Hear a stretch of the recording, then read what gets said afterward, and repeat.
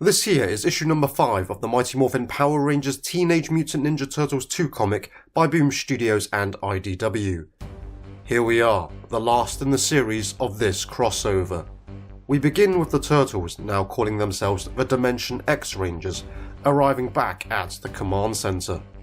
Getting the power node back to the command center is the fastest way to help the Mighty Morphin Power Rangers. After that, the plan is to defeat Rita. However, Rita appears with the now mind-controlled Casey. Rita orders him to tear the Turtles apart, limb from limb. The Turtles agree not to hold back on Rita and Casey, because the real Casey would expect nothing less. So, the Turtles charge towards Casey, and Rita watches as she says, "This should be very entertaining." In downtown Angel Grove, the Mighty Morphin Power Rangers are avoiding getting crushed by the Megazord under Krang's control. Jason wants Tommy to summon the Dragonzord, but there is a problem. Because of Tommy's mutant form, he can't play the flute element of the Dragon Dagger. So, it's a good thing Shredder is working with the Rangers for now. He tells the Rangers that the power node has been returned and the Rangers' connection to the Morphin grid restored. This means that although Tommy can't morph, Shredder can, with his Shadow Morpher. And so he calls out Dragonzord and morphs into his Green Ranger form. Shredder says it's a crime to demorph voluntarily, and doesn't know why Tommy does. The answer is apparently simple. Everyone has to go to the bathroom eventually. With Shredder in his morphed form, he knows the tune to play to summon the Dragonzord, and so the Dragonzord appears. But that's not the only Zord to appear. Just as Trini said she wishes Zordon was here, Zordon calls out to her to say he is there, and he's brought help in the form of the turtle Zord, Metalhead. Alpha and Zordon knew the Rangers needed assistance because they picked up Bulk and Skull's distress broadcast. So those two really did come in handy after all. Now with Metalhead and Dragonzord on the scene, a fierce battle between them and the Megazord takes place.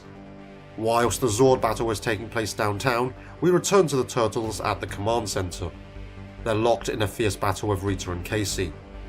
Now, as Rita was able to easily brainwash Casey in the comic, I was beginning to wonder why she didn't just brainwash the Rangers or the other Turtles as well. She actually does try to control the Turtles actually. She says she can control all the Rangers. With 3 of the Turtles immobilized by Rita, Raphael and Casey are left fighting. That is until Rita tries to take control of Raphael too. She wants Casey to attack Raphael while he's immobilized. Raphael tells Casey to swing away because he knows it's not really Casey that's in control. This seems to break Rita's hold on Casey as he snaps his weapon and then strikes Rita, thus breaking her hold on the Turtles. So, that's Rita defeated by the Dimension X Rangers. That just leaves Metalhead and the Dragonzord against the Krang-controlled Megazord. Unfortunately, Krang has modified the Megazord with a powerful blaster, which knocks down Metalhead and the Dragonzord. Krang readies the Power Sword to destroy the Dragonzord, but then the Mighty Morphin Power Rangers attack the Megazord. Zack, Billy, Trini and Jason specifically aim for the glass protecting Krang. Kimberly then flies Tommy up to breathe fire into Krang as the glass exposed him. At this point, Alpha tells Zordon that Donatello and Billy were upgrading the Dragonzord. Shredder says the Dragonzord is still operational, so Zordon says it's time to bring their Zords together. And so Metalhead and the Dragonzord combine to form the Dragon Turtle Zord. As before, we see a nice, new Zord combination. It's difficult to picture how the two Zords can combine like that in reality. If you've ever played with a Dragonzord toy before, you will understand why. Anyway, with the Dragon Turtle Zord online, it starts tearing the Megazord apart piece by piece. This cripples the Megazord, so Krang literally has no legs to stand on. And that's how the Mighty Morphin Power Rangers and Shredder defeat Krang. A week passes and April is reporting from Angel Grove on the recovery operation. The Mighty Morphin Power Rangers are still in their mutant forms, allowing them to clear out the remaining insurgents. The cover story for the mutated Rangers are that they are new heroes.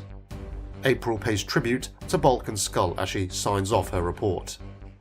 So it's good that Bulk and Skull got some recognition in this.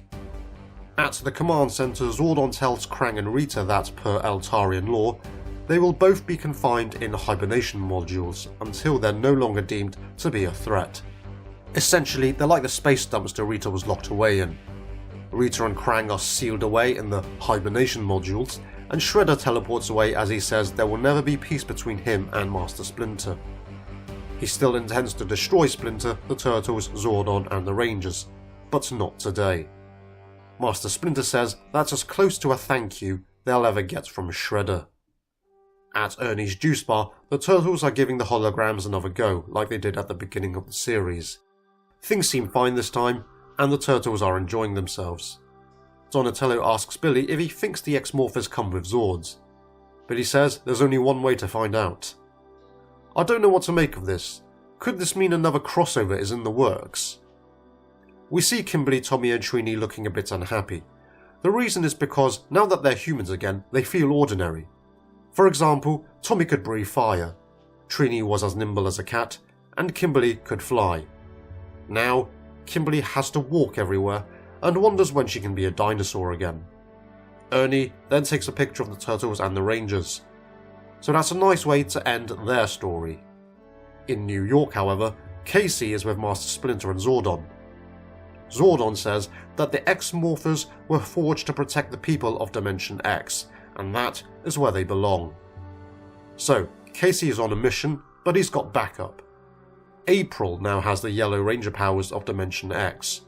Their mission is to travel to the other side of the portal and to hand over the X-Morphers to the Neutrinos, the extra-dimensional aliens from Dimension X and friends of the Turtles. It's nice that they got a mention, but I guess that means the third crossover won't be happening after all. Or maybe it will.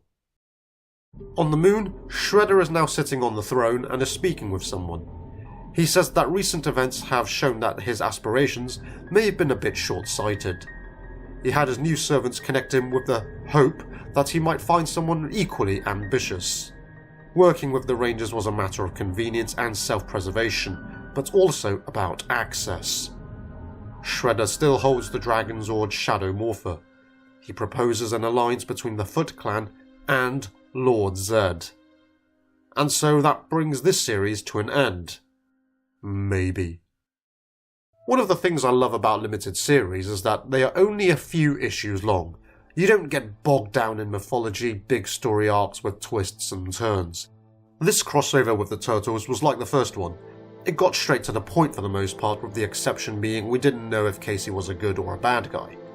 The series was fun, and the Dimension X Rangers was a nice evolution of sorts from the Shadow Morpher powers. It was something new, but it looks like the Turtles will be losing those powers as they're being handed over to the Neutrinos. The Megazord was modified by Krang and was torn apart by the Dragon Turtle Zord. Will the Megazord be fully repaired?